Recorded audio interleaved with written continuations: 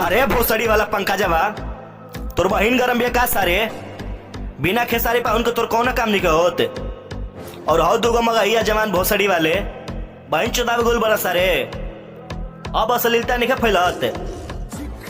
देख सुधर जा सो तो के तो बहन चल हथियार उठावे पर मजबूर मत कर सरे भोसड़ी वाला।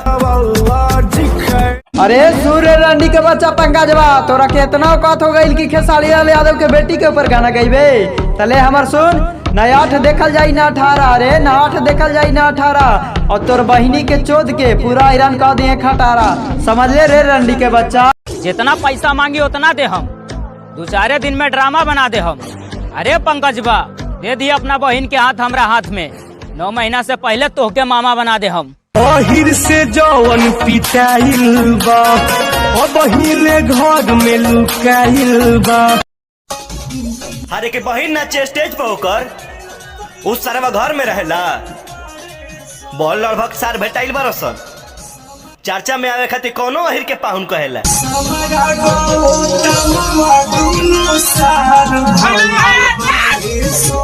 खेसारी लाल यादव के टारगेट मत कर रहे माधड़चो मगैया जवान। अरे खेसारी लाल यादव के टारगेट मत कर रहे रंडी के बच्चा मगैया जवान।